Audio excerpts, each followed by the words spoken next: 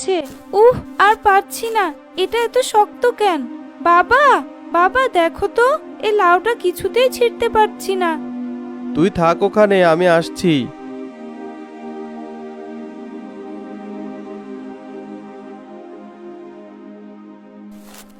ইস, আমিও তো ছিঁড়তে পারছি না, আর পারছি না।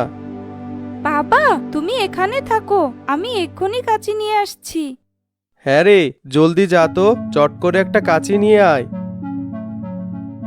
তারপর রিয়া কাঁচি নিয়ে আসে, সে কাঁচি দিয়ে অবশেষে তারা লাউটা কাটতে পারে।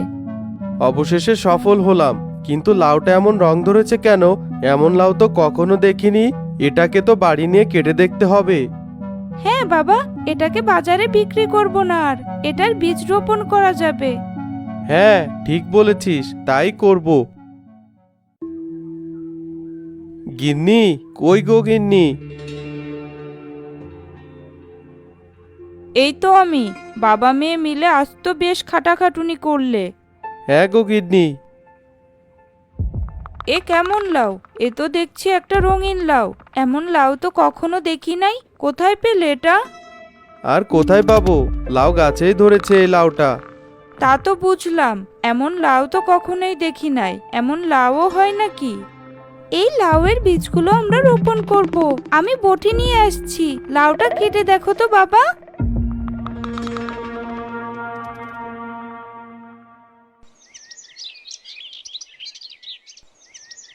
আমাকে কেটো না। এটা কি লাউ যে কথা বলছে? আমি কিছুই বুঝতে পারছি না, লাউটা কি করে কথা বলছে? লাউ কথা বলে কি করে?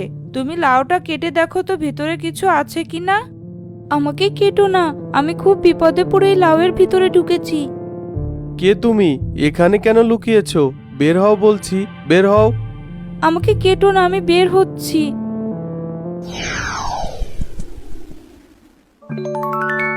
এ কি?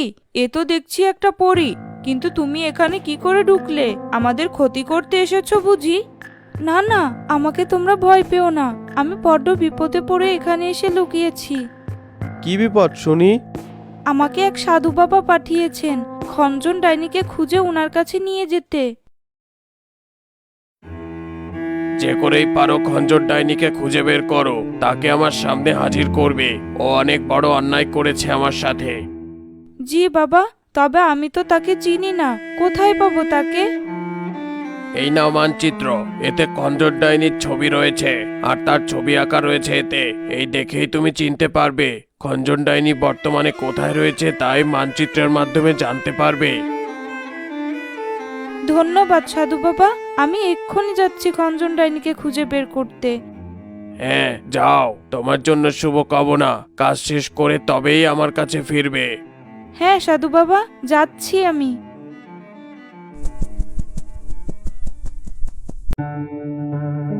মানচিত্র দেখে খুঁজতে খুঁজতে এগিয়ে এসেছি।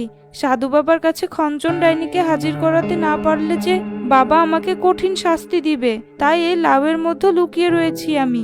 তোমরা আমাকে সেই খঞ্জন ডাইনিকে খুঁজে দিতে পারবে? তা তো পারবো না, আমার চোখে কখনো পড়েনি সে ডাইনি। তবে তুমি চাইলে গায়ের নদীর পাড়ে খুঁজে দেখতে পারো। লোকমুখে বলতে শুনেছি সেখানে নাকি একজন ডাইনি রয়েছে। দেখো তো এটা কিনা।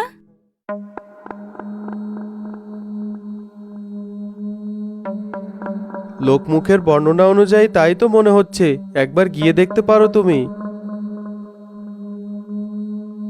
ধন্যবাদ তোমাকে, আজ তবে আমি আসি। এসো তুমি।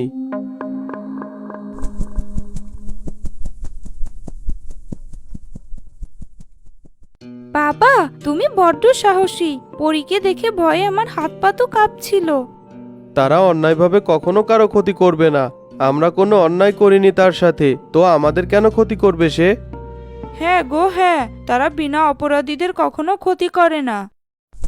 রহিমের কথা মতো পরী নদীর পাড়ে খুঁজতে খুঁজতে সে খঞ্জন ডাইনির সন্ধান পায়। তাকে পরী সাধু বাবার কাছে নিয়ে হাজির করে।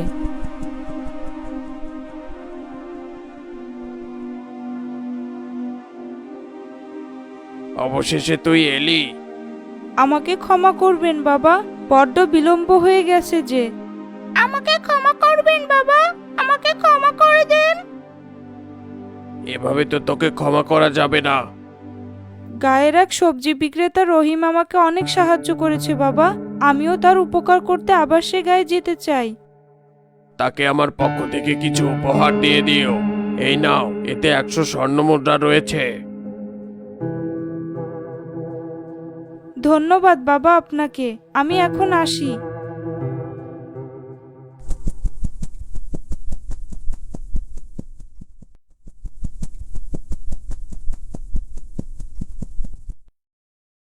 আবার কেন এসেছো তুমি? আমি তোমাদের উপকার করতে এসেছি। তোমরা আমাকে সাধু বাবার শাস্তি থেকে রক্ষা করেছো, আর সাধু বাবাকেও সাহায্য করেছো। খঞ্জন ডাইনির সন্ধান দিয়েছো, তাই সাধু বাবা খুশি হয়ে তোমাদেরকে এই স্বর্ণমুদ্রাগুলো উপহার দিয়েছে। এ মুদ্রা আমি নিব না। কোনো জাদুমন্ত্র করে দিয়েছো তুমি? না না, তেমন কিছু না। তোমরা আমাকে উপকার করেছো, আমাকেও তোমাদের উপকার করার সুযোগ করে দাও। বেশ তবে, আজ আসি তবে আমি। তোমাকেও ধন্যবাদ পরি, আমাদের অর্থের বড্ড অভাব। তা আমি জানি, এবার থেকে তোমাদের আর কোনো দুঃখ থাকবে না। আমি আসি তবে। এসো।